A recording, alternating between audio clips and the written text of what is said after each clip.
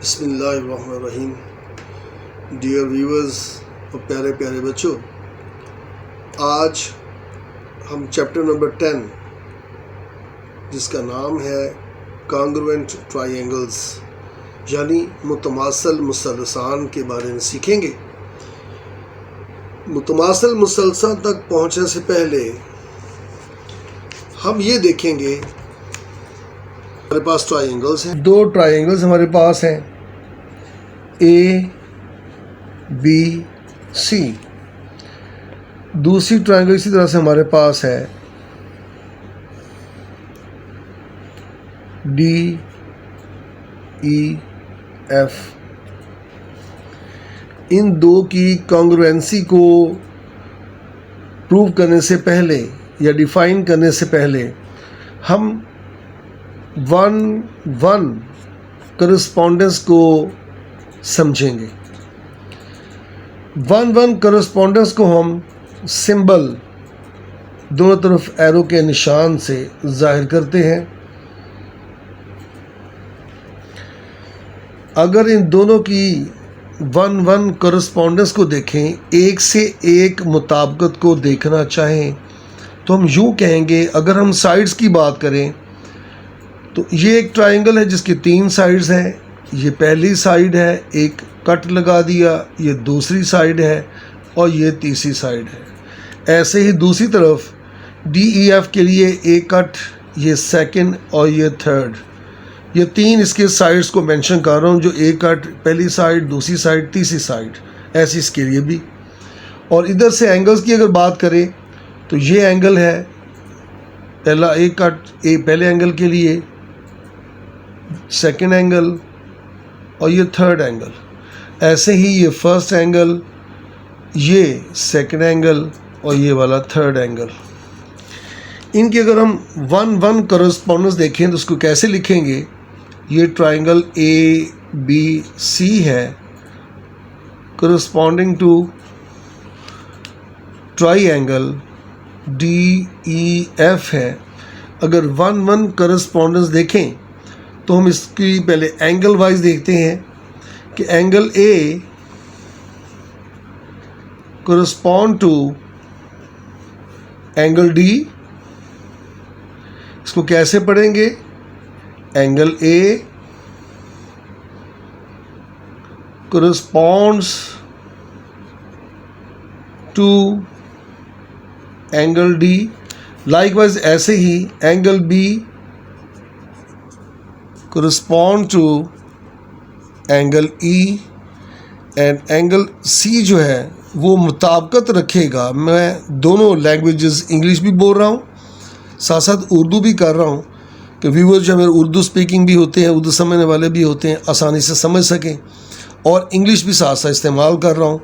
Angle C और angle F वो आपस में उनकी मुताबिकत है। अगर हम इसके बाद साइड्स की बात करें तो साइड जैसे मैंने वो मेंशन किया था उसी हिसाब से है कि ए बी,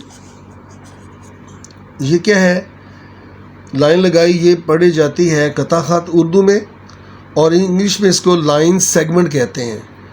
लाइन सेगमेंट, रे और लाइन, इसका फ़र्क मैं थोड़ी देर के बाद इसी लेक्चर में इंशाल्लाह बताऊंगा, ताकि बच्चों को ये कॉम्प्लिकेशन भी हर तरह से दूर हो जाए। ये हमारे पास लाइन सेगमेंट ए बी है। इसकी करस्पॉन्डेंस जो है वो दूसरी ट्रायंगल के साथ देखें तो वो डी ई के साथ होगी। ऐसे ही बी सी डबल कट वाली लाइन, उसकी करस्पॉन्डेंस जो होगी वो ई एफ से होगी। और ऐसे ही तीसरी साइड अगर मैं इसको सी ए कहूँगा तो उसी तरह से इसकी कॉरस्पॉन्डेंस एफ डी होगी। इसमें एक बात समझने वाली है कि अगर इसको मैं ए सी कहूँगा तो मुझे इसको डी एफ कहना पड़ेगा, अगर मैं सी ए कहूँगा मुझे एफ डी कहना पड़ेगा। अब हम आते हैं कॉन्ग्रुएंसी की तरफ कि कॉन्ग्रुएंट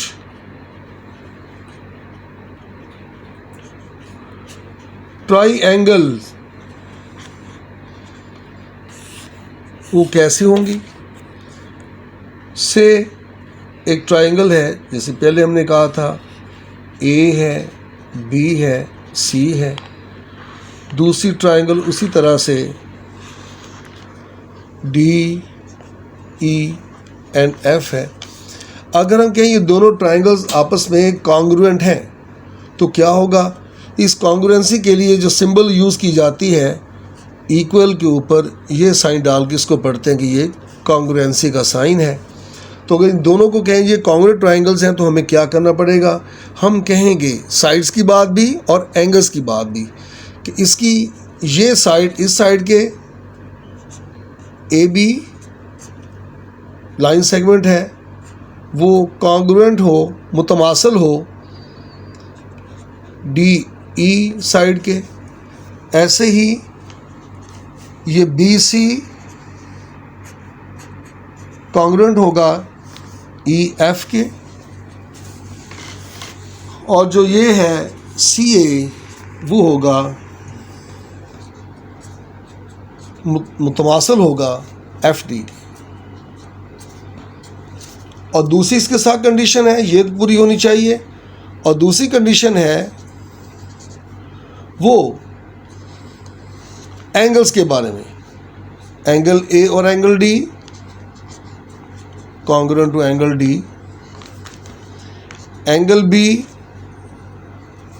वो एंगल ई के मुतमासल हो, और एंगल सी मुतमासल हो एंगल एफ के।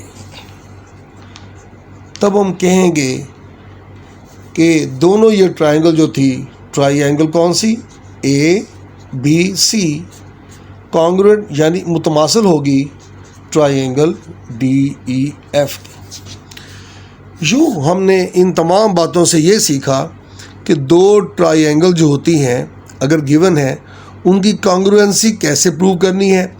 अब इनका जो डेफिनेशन भी आ सकती है, तब यही डेफिनेशन है इसकी। और अगर इसको हम क्वेश्चंस को देखें तो इसके रिव्यू एक्सरसाइज में से बोर्ड में क्वेश्चन आना है, तो रिव्यू एक्सरसाइज है इसकी एक्सरसाइज नंबर 10 और ये पेज नंबर 197 है जो मेरे पास इंग्लिश मीडियम बुक है उसके मुताबिक। तो इसका जो क्वेश्चन नंबर 2 है वहाँ से हमें स्टार्ट होना है। उस 2 में दो ट्राइंगल बना के दिखाई हुई हैं, उनकी कॉन्ग्रुएंसी को प्रूव करना है। ये क्वेश्चन नंबर 2 है, ये दो ट्राइंगल बना के दिखाई हुई हैं। एक ट्राइंगल है ए बी सी, कॉन्ग्रुएंसी है L M and N. Angle M किसके कॉन्ग्रुएंट होगा? एंगल एम की देखिए वैल्यू क्या है 30 है। इधर 30 कहाँ पर है? वो बी पर है। तो एंगल एम जो है वो 30 इक्वल होते हैं। तो ये कॉन्ग्रुएंसी क्या शो होगी? एंगल एम जो है एंगल बी के कॉन्ग्रुएंट होगा। जो एंगल सी है 60 है, इधर एंगल एन है उसके बराबर, तो एंगल सी और एंगल एन आपस में कॉन्ग्रुएंट होंगे। इसी तरह से एंगल ए और एंगल एल जो आपस में कॉन्ग्रुएंट होंगे। उम्मीद करता हूँ ये बात मेरे बच्चों को ईजिली समझ ला गई है। अब आते हैं क्वेश्चन नंबर 3 की तरफ। क्वेश्चन नंबर 3 है, ट्राइंगल बनी हुई है और कहा हुआ है कि अननोन को फाइंड कीजिए। अननोन को अगर हम गौर करें 60, 40 और 80 एंगल ए बी सी जो ट्राइंगल ए बी सी है उसमें बने हुए हैं, और एंगल जो हमारी ट्राइंगल है दूसरी वाली वो है एल एम एंड एन। उनमें देखिए तो 80 और 40 बना हुआ है, 60 रहता है। 60 एंगल पे वो जो एन है वो हमारे पास देखिए एन और सी आपस में कॉन्ग्रुएंट हैं, तो एक्स हमारे पास 60 आ जाएगा। 40 के कॉन्ग्रुएंट हुआ, 80 के हुआ, तो हमारा जो 60 है वो एक्स के कॉन्ग्रुएंट हो जाएगा। क्वेश्चन नंबर है 4 जो अक्सर बोर्ड में क्वेश्चन आ जाता है। उसकी डायग्राम कुछ यूँ बनी हुई है, चूँकि ये सॉल्व करना पड़ेगा, इसको ध्यान से समझिए। ये क्वेश्चन पेपर में आने वाला क्वेश्चन है, बहुत दफ़ा बोर्ड में पेपर में ये क्वेश्चन आ चुका है। ए बी सी ट्राइंगल है, ये डी है, ये 90 एंगल जो है वो मेंशन किया हुआ है। जब कभी एंगल को ऐसे बॉक्स बना हुआ नज़र आए तो आप समझ जाइए कि एंगल 90 डिग्री होगा। इस एंगल को 55 डिग्री शो किया हुआ है, और इसका जो करस्पॉन्डिंग एंगल है सी, उसको एरो का निशान बना के इसकी वैल्यू यहाँ लिखी हुई है कि वो है 5x प्लस 5 होल डिग्री में है। बकिया वैल्यू जो बी डी है वो 5m माइनस 3 है और दूसरी तरफ 2m प्लस 6 है। ये वैल्यू है और कहा हुआ है कि जी जो ये दोनों ट्राइंगल्स हैं कौन कौन सी, एक ट्राइंगल है ADB, तो इसको पढ़ेंगे ADC, ये दो कॉन्ग्रुएंट ट्राइंगल्स हैं, उसमें अननोन फाइंड करने हैं। अननोन हमारे पास देखें तो m है और दूसरे वाला x है। इन दोनों को अगर हम कॉन्ग्रुएंट एंगल्स को कॉन्ग्रुएंट रख के देखें और कॉन्ग्रुएंट साइड्स को रखें तो हमारा क्वेश्चन जो है वो आसानी हो जाए, क्योंकि ये ट्राइंगल जो है कॉन्ग्रुएंट है, तो लिहाजा क्वेश्चन में है कॉन्ग्रुएंट ट्राइंगल्स हैं ये वाली, लिहाजा जो एंगल बी होगा वो किसके कॉन्ग्रुएंट होगा या इक्वल होगा, वो होगा एंगल सी के। और दूसरी तरफ साइड्स की बात करें, जो बी डी है वो साइड कॉन्ग्रुएंट होगी किसके, एंगल सी डी के, सॉरी साइड सी डी के, जो हम लाइन सेगमेंट सी डी बोलेंगे, सी डी के। अब इनकी जो वैल्यू है वो यहाँ पे पुट करेंगे और आंसर फाइंड कर लेंगे। एंगल बी 55 है, angle C 5x plus 5 whole degree है, ये 55 डिग्री है, इसको ब्रेक करें, ये 5x degree plus 5 degree, constants को एक तरफ ले आएंगे, 55 डिग्री माइनस 5 डिग्री हो जाएगा और ये वाला 5x डिग्री वैसे ही 55 में से 5 माइनस किया तो 50 डिग्री आ गया, is equal to 5x degree, 5 पे डिवाइड, 5 पे डिवाइड, क्योंकि हमने x अननोन को फाइंड करना था, वो आ गया हमारे पास, जो 5 को डिवाइड करेंगे तो 10 डिग्री हमारे पास इसका आंसर आ गया। दूसरी तरफ के लिए हम m को फाइंड करना चाहते हैं, बी डी हमारे पास उसकी वैल्यू जो है वो है 5m है माइनस 3 है, इज इक्वल टू 2m है प्लस 6 है। m को एक तरफ ले आते हैं, ये सिंपल सी इक्वेशन है, लीनियर इक्वेशन है, कौन जो वैल्यू इसमें जो वेरिएबल है m वाला, इनको एक तरफ ले आएंगे, कॉन्स्टेंट्स को एक तरफ कर लेंगे, ये 5m यही रहा, दूसरी तरफ 6 अपनी जगह पे रहा, ये अपनी जगह चेंज करेगा, इसका साइन चेंज हो गया, माइनस का 2m हुआ, ये साइन चेंज करेगा दूसरा जाएगा तो अपना प्लस का 3 हो गया। 5m में से 2m माइनस किया तो 3m और 6 प्लस 3 किया तो 9। m का आंसर फाइंड करना है, 3 पे डिवाइड करेंगे जैसे 5 से किया था यहाँ पर, तो 3 से डिवाइड किया तो 3 से 3 कैंसिल, m आ गया, ये इसको डिवाइड करेगा तो m आ गया 3। उम्मीद करता हूँ मेरे बच्चों को ये क्वेश्चन समझ लगा होगा। आगे चलते हैं, इसका लास्ट क्वेश्चन है, वो भी बड़ा जो वो पेपर में आने वाला क्वेश्चन है, क्वेश्चन नंबर 5 है। ट्राइंगल दी हुई है, PQR है, कॉन्ग्रुएंट है ट्राइंगल ABC के। तो यहाँ पे हमने इसको डायग्राम देखे तो कुछ यूँ डायग्राम बनी हुई है, ये लॉन्ग साइड थोड़ी बड़ी साइड है, लेंथ है उसकी, ये कम वाली है और ये इसको दिखाया हुआ है। यहाँ पे 90 एंगल है, ये Q है, ये R है, यहाँ पर P है, यहाँ पर X है, ये 4 सेंटीमीटर है और ये 5 सेंटीमीटर है। दूसरा ट्रायंगल इसका ये छोटा साइड बनी हुई है, ये लॉन्ग साइड बनी हुई है और ये इसके साथ यहाँ पर ये साइड है, ये A है, ये B है और ये C है और यहाँ पर जो एंगल है हमारे पास वो 90 डिग्री शो हो रहा है। ये 3 सेंटीमीटर है, ये y-1 इस AC साइड की है और यहाँ पे z है इसकी वैल्यू। और हमें कहा हुआ है कि x का आंसर फाइंड करना है, y का आंसर फाइंड करना है और z का आंसर फाइंड करना है। अगर कॉन्ग्रुएंसी को देखें, 90 एंगल 90 के कॉन्ग्रुएंट हुआ, ये शॉर्ट साइड ये शॉर्ट साइड, तो x हमारे पास clearly is equal to 3 centimetre आ गया। 90 की एक साइड तो ये AB थी, इधर ये PQ थी, दूसरा इसकी BC है, उधर उसकी जो है वो QR है, तो Z हमारे पास इजीली अगर कॉन्ग्रुएंट देखें तो Z आ गया 4 सेंटीमीटर। अब रह गया थर्ड साइड, वो ये सबसे लॉन्ग साइड थी, वो हमारे पास है AC किसके इक्वल होगा, वो PR के होगा, तो इसको लिखेंगे, ये बन गया y -1 is equal to 5 centimetre. 1 उधर लेके जाएंगे, y इज इक्वल टू 5 + 1, तो y आ गया 6 सेंटीमीटर।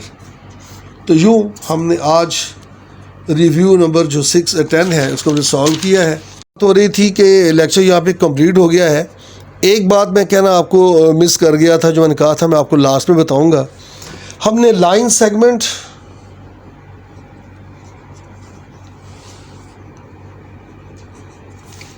लाइन और रे, इनके बारे में थोड़ा सा डिफरेंस होता है, फ़र्क होता है, जो अक्सर हम नहीं समझ पाते। मैं आपको वो एक्सप्लेन करने जा रहा हूँ। स्ट्रेट लाइन लगाएंगे, स्ट्रेट लाइन लगाएंगे, स्ट्रेट लाइन लगाएंगे। अगर लाइन सेगमेंट है तो इसके ये एंड पॉइंट है, ये है एंड पॉइंट। अगर नाम रखूँगा मैं AB, तो इसको लाइन सेगमेंट AB, और इसको अगर मैं सिंबॉलिकल लिखूँ तो AB के ऊपर यूँ लाइन लगाऊंगा, शो करता है जी एक A एंड पॉइंट है, एक ये एंड पॉइंट है। इसके 2 एंड पॉइंट होते हैं, ये और ये। लाइन का दोनों तरफ एरो के निशान आ जाते हैं जो बताते हैं यहाँ पे एंड नहीं हो रहा। एंड इससे पहले जहाँ पे कोई इसके करीब करीब हम कह सकते हैं कि अगर मैं लिखूँ ये C है और ये D है, तो ये लाइन CD है। इसको सिंबॉलिकली मैं CD के ऊपर ये लिखूँगा, ऐसे इसको पढ़ेंगे लाइन CD। ये लाइन सेगमेंट AB था। रे इनसे डिफरेंट है, एक तरफ एरो का निशान आता है और ये इसका एंड पॉइंट है। इसको मैं अगर लिखूँ कि L और M है, तो ये रे LM पढ़ी जाएगी। सिंबॉलिकली मैं इसको L और M यूँ पढ़ूँगा, रे LM। अगर मैं इसको यूँ लिखा हो और मैं इसको LM लिख के सिंबल ये डाल दूँगा तो ये गलत है। ये बात समझने वाली है। अक्सर थ्योरम जब लिखते हैं तो हम ये सिंबल डालना भूल जाते हैं, तो रे को कभी कुछ और बना देते हैं। तो ये बात मेरे बेटा जो ध्यान रखिएगा, ये गलती मत कीजिएगा। बोर्ड में जो मार्किंग होती है यहीं पे सर्कल लगते हैं और नंबर कट किए जाते हैं। तो उम्मीद करता हूँ मेरे बच्चों को मेरा लेक्चर समझ अच्छा लगा होगा। आप इसको लाइक कीजिएगा और इसको सब्सक्राइब कीजिएगा, अपने दोस्तों को इसको भेजिए कि ये लेक्चर है और आपको इंशाल्लाह समझ आएगी। कोई बात पूछना चाहें तो आप मुझसे इसे पूछ सकते हैं। इंशाल्लाह नेक्स्ट लेक्चर्स आपको मैं जल्द भेजूँगा। अल्लाह ताला हमारा हामी नासर हो। दुआ में याद रखिएगा। वस्सलाम।